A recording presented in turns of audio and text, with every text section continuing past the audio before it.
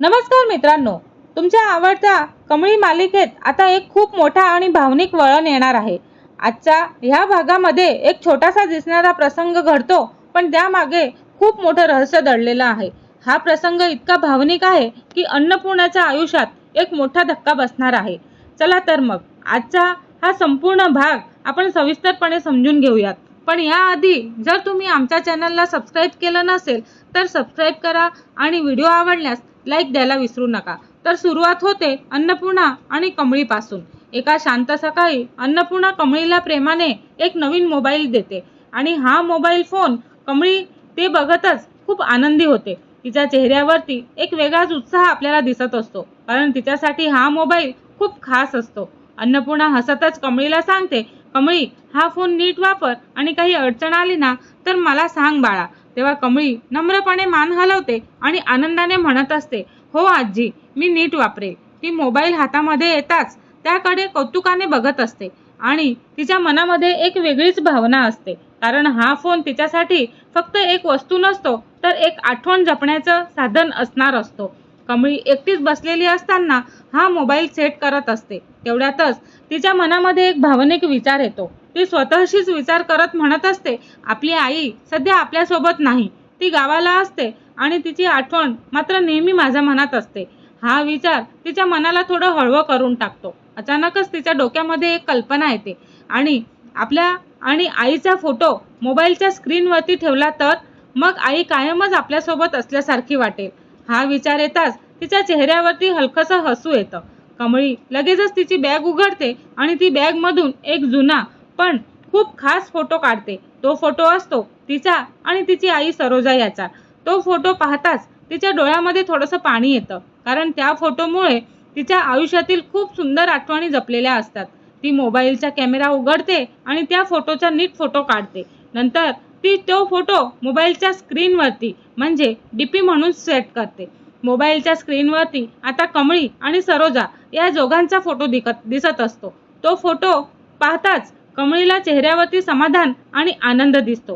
ती हलक्या आवाजात म्हणत असते, आता आई नेहमी माझ्या सोबतच असेल।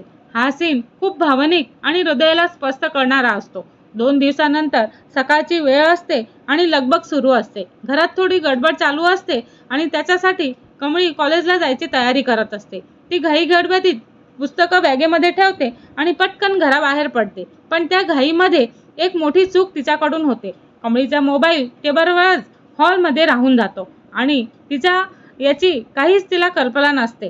अन्नपूर्णाची नजर त्या मोबाईलकडे कशी पडते। थोड्या वेळाने अन्नपूर्णा हॉलमध्ये येते आणि ती घरामध्ये काहीतरी काम करत असते। तेवढ्यातच तिची नजर टेबलवर ठेवलेल्या मोबाईलकडे जाते। ती थोडी आश्चर्याने म्हणते, अरे, हा मोबाईल फोन तर कमळीचा आहे आणि इथेच राहिला वाटतं। ती तो फोन हातामध्ये घेते आणि तेवढ्यातच मोबाईलची स्क्रीन उजळते आणि इथेच तिला मोठा धक्का बसतो। मोबाईलच्या स्क्रीनवरती दिसत असतो कमळी आणि सरोजा या दोघींचाही फोटो। तो फोटो पाहताच अन्नपूर्णा एकदमच धबकून जाते। तिच्या चेहऱ्यावरती एकदम धक्का बसतो आणि आश्चर्यही आपल्याला दिसायला लागतं। तिचे डोळे मोठे होतात। ती हलक्याशा आवाजात स्वतःशीच बोलत असते, हा हा फोटो सरोजाचा, म्हणजे गौरीचा। तिच्या हातातून मोबाईल जवळजवळ निसटायचीच वेळ येते। तिच्या डोळ्यात पाणी जमा होऊ लागतं आणि ती पूर्णपणे भावूक होते। अन्नपूर्णा खूप भावनिक होते। सरोजाचा फोटो पाहताच अन्नपूर्णाला जुन्या आठवणी जाग्या होतात आणि तिच्या चेहऱ्यावरती दुःख, धक्का आणि भावनिक वेदना आपल्याला स्पष्ट दिसत असतात। ती थरथरत्या आवाजामध्ये म्हणत असते, ही ही कमळी आणि गौरी सोबत, म्हणजे तिच्या मनामध्ये एक मोठा प्रश्न निर्माण होतो। ती पूर्णपणे हादरलेली असते।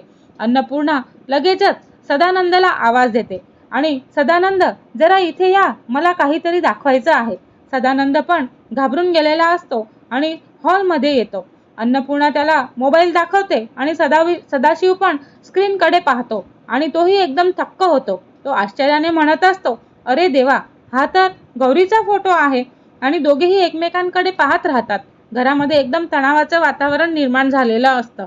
ही गोष्ट इतकी गंभीर वाटते की अन्नपूर्णा लगेचच राजनलाही बोलवते।